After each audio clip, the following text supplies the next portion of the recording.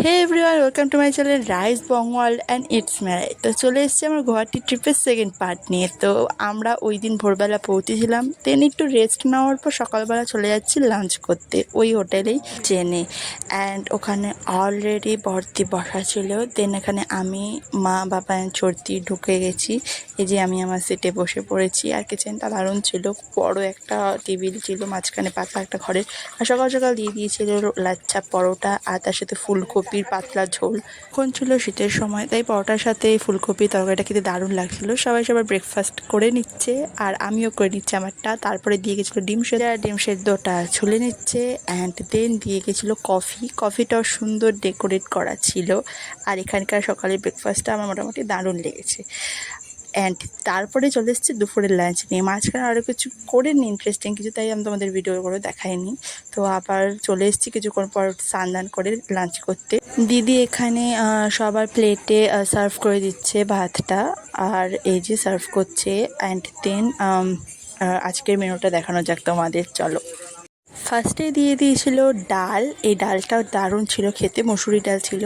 আর দেন ওটার সাথে একটা ভাজা ছিল, আলু ভাজা, ওটা দেখানো গেল না, সরি গাইস। আমি মাছটার প্রতি তোমার একটু অ্যাট্রাকটিভ ছিলাম, তাই ওটাই তোমাদের বেশি ভালো করে ভিডিওটা করে দেখালাম। দেন ছিল কাতলা মাছ ফুলকপি দিয়ে পাতলা পাতলা ঝোল, দারুণ লাগছিলো।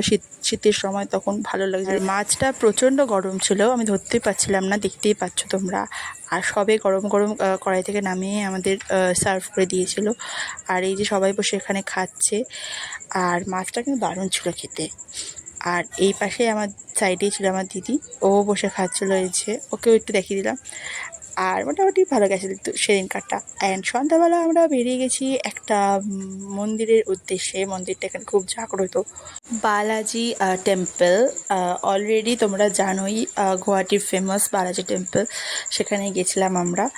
আর এই যে আর আমরা একটু লেট হয়ে গেছিলাম, তাই তাড়াহুড়ো করে ঢুকতে হয়েছিল। আর ওখানে ক্যামেরা অ্যালাউ ছিল না, তাই ভিডিও করতে পারিনি ভেতরে।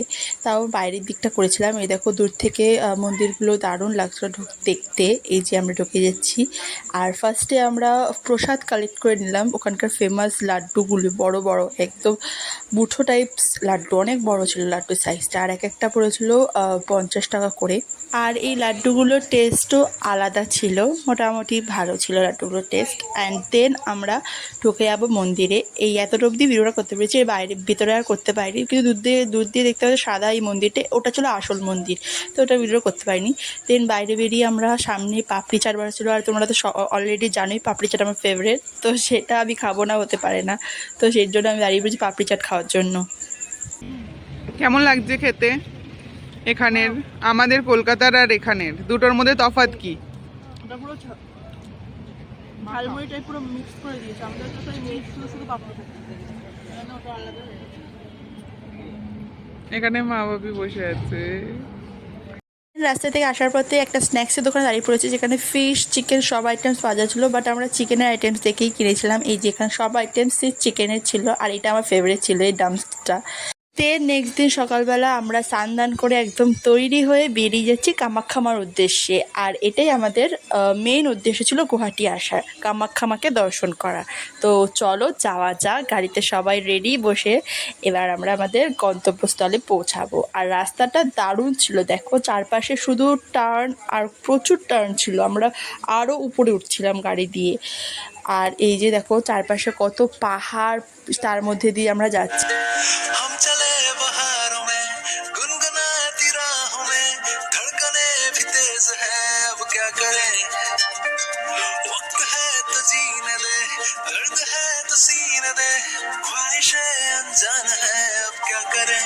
পৌঁছে গেছি, আর আমি তো খুবই এক্সাইটেড, প্রথমবার এই মন্দিরে এসেছি। আর এই যে আমার ফ্যামিলি সবাই এই যে গাড়ির থেকে নেমে গেল। এবার আমরা যাব মন্দিরের দিকে। কত ভিড় ছিল ওই দিন, অ্যান্ড এই সময় প্রত্যেক দিনই ভিড় থাকে। মানে এই টাইমটা আমরা পৌঁছেছিলাম আই থিঙ্ক 12টার সময়, হ্যাঁ 12টার সময় পৌঁছেছিলাম। আর তখন প্রচুর ভিড় ছিল। গেলে একদম সকালে যেতে হয়, আর না হলে তোমার ফিরতে ফিরতে রাত হয়ে যায়। তো আমাদেরও রাত হয়েছিল ফিরতে ফিরতে। তো ফার্স্টে আমরা সিঁড়ি বেয়ে উঠছি, আর এটা অনেকগুলো সিঁড়ি, মোটামুটি 100টার ওপর সিঁড়ি হবে, যেটা আমাদের পার করে মন্দিরটাতে উঠতে হয়েছে। একটা অন্যরকমই ফিল আসছিল ওটা। আর এখান থেকে আমরা ডালা কিনে নিলাম ঠাকুরেরকে দেওয়ার। তারপরে এখান থেকে আমরা যাব সোজা মন্দিরের দিকে।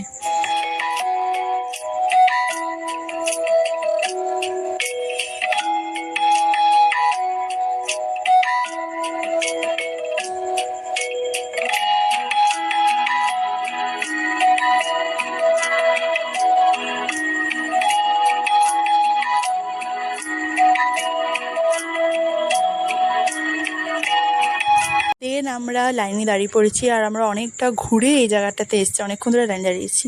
আর এই জায়গাটা দেখো, এই ঝিলটা দারুণ ছিল, এখানে সবাই পুজো দেওয়ার পর পা ধুতে আসে। আর আমরা এখনও অনেকটা লাইন আছে, প্রায় আমাদের রাত হয়ে গেছিলো। তো আমরা এখন চলে এসেছি পাঠাবলির জায়গাটাতে। এখানে দেখো বেচারা ছোটো ছোটো ছাগলগুলোকে আটকে রেখেছে, মানে বেঁধে রেখেছে, এটা বলি দেওয়া হয় এই জায়গাটাতে। এখান সাইডেই দাঁড়িয়েছিলাম আমরা, প্রায় 5 ঘন্টার ওপরে দাঁড়িয়েছিলাম আমরা। তাই জন্য এখানে এতটা কাছে এসে আমরা হাঁপিয়ে গেছি, তাই আমার দিদিরা বসে পড়েছিল।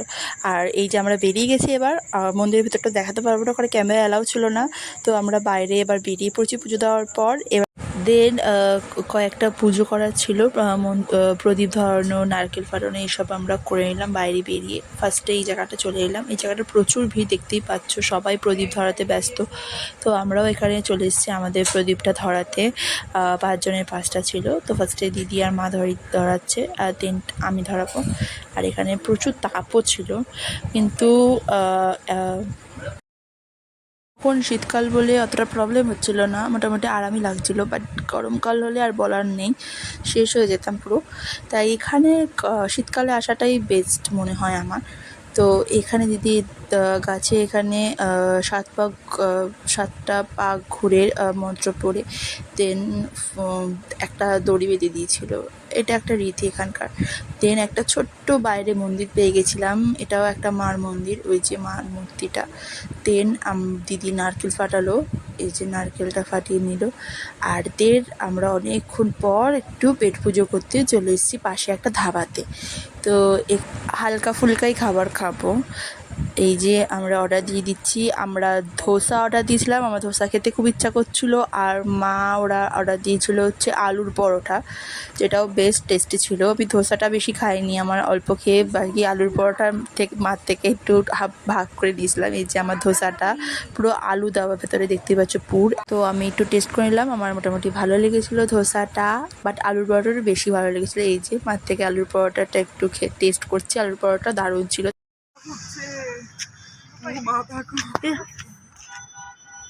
ওয়াও, দিস ভিউজ, একদম টপে আছি আমরা, গুয়াহাটির একদম টপে আছি। ওখান থেকে নিচের ভিউজগুলো দেখো, গাড়ি ছোটো ছোটো ছোটো ছোটো গাড়ি যাচ্ছে।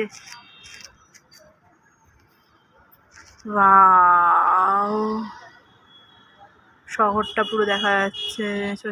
দেন ওখান থেকে আমরা চলে গেছি আমাদের হোটেলে। তোমাদের যদি আমার ভিডিওটা ভালো লাগে তো প্লিজ লাইক, শেয়ার আর subscribe my channel. Thank you for watching. Next পার্টের জন্য ওয়েট করো। বাই।